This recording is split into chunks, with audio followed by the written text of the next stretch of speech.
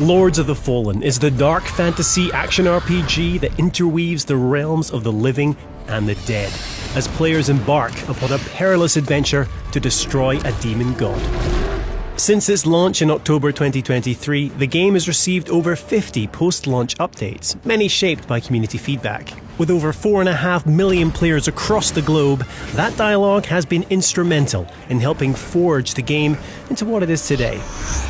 And now, we're proud to present version 2.0, the definitive edition of Lords of the Fallen.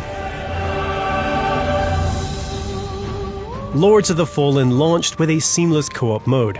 Unlike many Souls-likes, players could journey together for as long as they chose. With version 2.0, we've taken things a significant step further. From today onwards, Lords of the Fallen now features full shared progression cross-play co-op. So, how does it work? When two players join an online session, provided they're on the same new game playthrough and have defeated a similar number of the 12 main bosses within a margin of 1, both players will now retain all mainline progress. Bosses will remain defeated and beacons will stay lit, or otherwise. Additionally, in all online sessions, both players will now receive all loot, 100% of vigour, and also have the ability to revive each other, whether host or guest.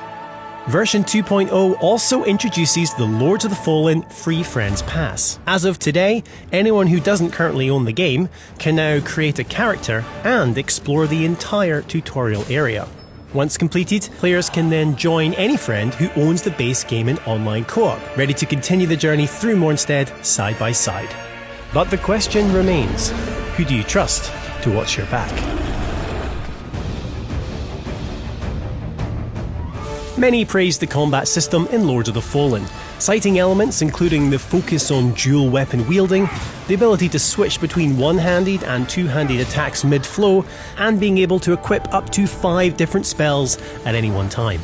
However, some players voiced how movement could feel floaty, with attacks sometimes lacking sufficient weight or responsiveness.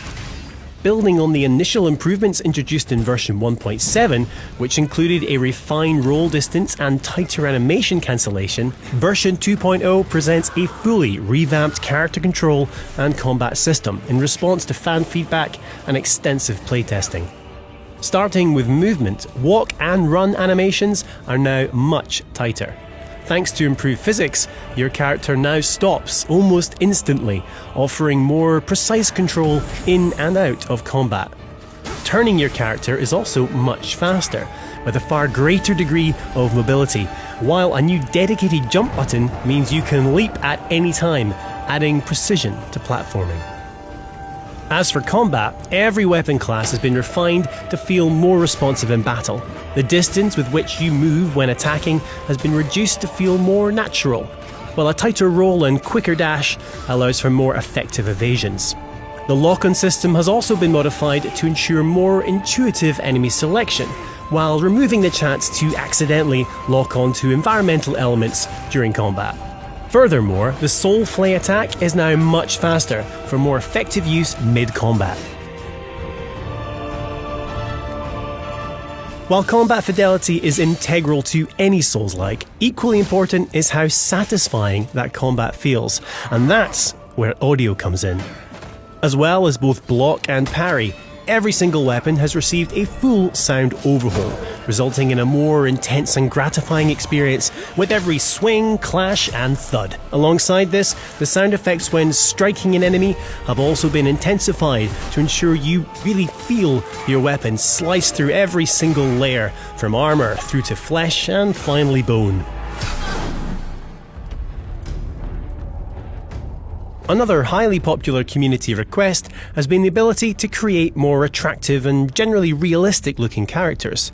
Both the male and female options have been visually enhanced, while we've also increased the femininity of the female body type with more attractive face options and a more conventionally feminine body shape.